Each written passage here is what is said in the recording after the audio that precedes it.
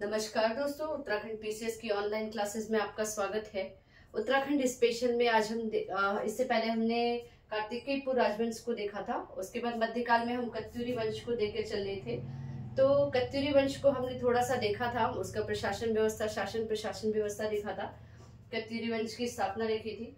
अब कत्यूरी वंश के बारे में हमें जानकारी कहाँ से मिलती है? तो लोक गाथाओं और जागर से इसके बारे में हमें जानकारी मिलती है। और कार्तिकेयपुर राजाओं के बाद कत्यूरियों का जो शासन था,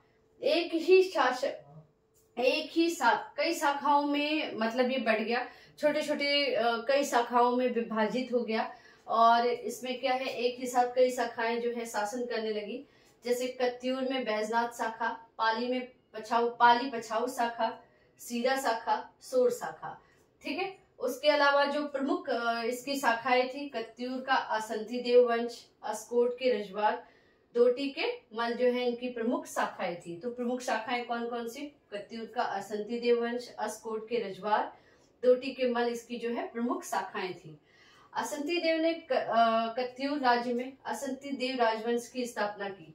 ठीक है। असंती देव ने असंती देव राजवंश की स्थापना की और कुछ समय बाद जो है अपनी इसकी जो प्रमुख राजधानी जोशीमठ थी, तो जोशीमठ से परिवर्तित करके इसने कहाँ कर दी? कत्यूर के ही आसपास रणचूला कोट में स्थापित कर दी। ठीक है। इस वंश का जो अंतिम शासक था वो ब्रह्मदेव था। और ब्रह्मदेव जो था बड़ा क्रूर अत्याचारी शासक था। ठीक है। तो ब्रह्मदेव जो है इस वंश का अंतिम शासक था, जो एक अत्याचारी और कामुक शासक था। ठीक है। बहुत क्रूर टाइप का ये शासक था। प्रजा उसके अत्याचारों से त्रस्त थी, मतलब इससे सभी परेशान हो गए थे। राजा अगर अच्छा हो तो प्रजा भी अच्छे से रहती है, राजा अगर क्रूर हो, अत्याचारी हो, तो प्रजा भी उससे क्या हो जाती है? तंग आ जाती है। ठीक है। तो प्रजा जो है उसके अत्याचारों से क्या थी? त्रस्त थी। जागरों में इसे बीरम देव या वीर देव कहा जाता है। ठीक है। जागरों में इसे क्या कहा जाता है? बीरम देव या वीर देव कहा जाता है। जिया रानी की लोक गाथा के अनुसार 1398 में तैमूर लंग द्वारा हरिद्वार पर आक्रमण करने पर ब्रह्मदेव ने उसका सामना किया। ठीक है। और इसी के साथ इस युद्ध में वो मारा गया और इसी के साथ इस वंश का क्या हो गया? अंत हो गया। ठीक है। तो जिया रानी की लोक कथा के अनुसार जो है हरिद्वार में तैमूर ने 1398 में क्या किया था? आक्रमण किया था। और जिसमें उस समय जो शासक था कत्यूर वंश का, वो कौन था? ब्रह्मदेव था, जो अंतिम शासक था। और उसने उसका सामना किया, जिसमें वो मारा जाता है। ठीक है। और यहाँ से ही कत्यूरी वंश का क्या होता है? अंत, इस वंश का जो है अंत हो जाता है। ठीक है। उसके बाद आते हैं 1191 में नेपाल के राजा अशोक चंद ने कत्यूरी राज्य पर आक्रमण किया और उसके कुछ भाग पे कब्जा कर लिया। ठीक है। 1191 में नेपाल के राजा थे अशोक चंद, उसने जो है कत्यूरी राज्य पे आक्रमण किया और उसके कुछ भागों में जो है कब्जा कर लिया। ठीक है। अभी भी मतलब कुछ भागों में, उत्तराखंड के कुछ भागों में कत्यूरी राजवंश चल रहा था, तो उसके कुछ भागों पे इन्हें क्या करा? कब्जा कर लिया। ठीक है। 1223 में दुल्लू नेपाल के शासक कांचल देव ने भी क्या किया? कुमाऊं पर आक्रमण किया और कत्यूरी राज्य पे अपना क्या कर लिया? अधिकार कर लिया। ठीक है। तो कत्यूरी राज्य पे किसने अधिकार कर लिया? 1223 में कांचल देव ने भी आक्रमण करके कत्यूरी पे अपना अधिकार कर लिया। ठीक है। जो कहाँ के थे? दुल्लू नेपाल के। ठीक है। अब देखिए, यहाँ से फिर कुमाऊं में एक और शासन उस समय राज्य कर रहा था। एक साइड था आपका कत्यूरी शासक, दूसरी और कहीं कहीं पे चंद वंश भी साथ ही साथ कत्यूरियों के साथ साथ कहीं कहीं पे चंद शासन भी चल रहा था।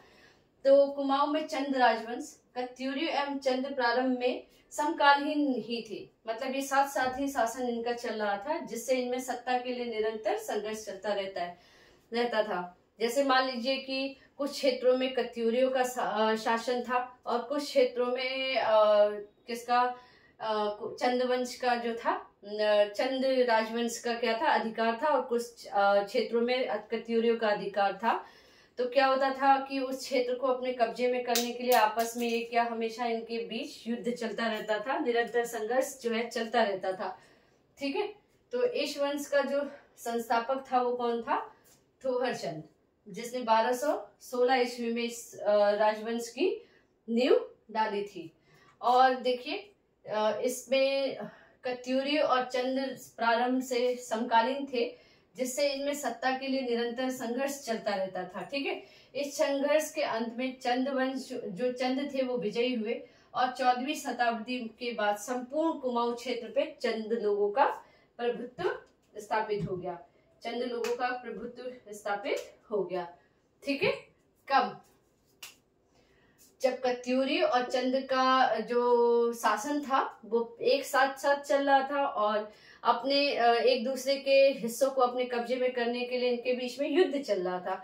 तो युद्ध में लास्ट में क्या होता है कि चंद वंश जो है वो अंत में विजयी हो जाते हैं और कत्यूरियों को ये क्या करते हैं, यहाँ से भगा देते हैं। ठीक है, और इससे कुमाऊं के क्षेत्र में चंद लोगों का प्रभुत्व जो है वो स्थापित हो गया। ठीक है, अब चंद वंश का जो संस्थापक था कौन था? थोहर चंद था, जिसने 1216 ईस्वी में चंद वंश की नींव रखी थी।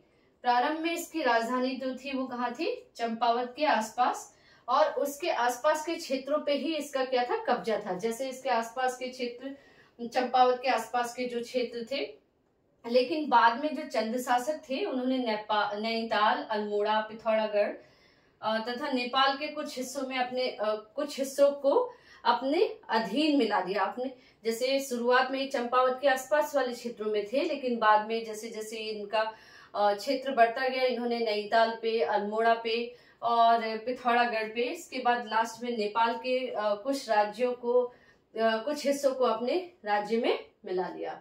ठीक है, इतना देख लीजिए। तो आज के लिए इतना ही, धन्यवाद। इसके आगे की क्लास में हम चंद वंश को देखेंगे और चंद वंश को थोड़ा सा विस्तार से जानेंगे। आज के लिए इतना ही, धन्यवाद।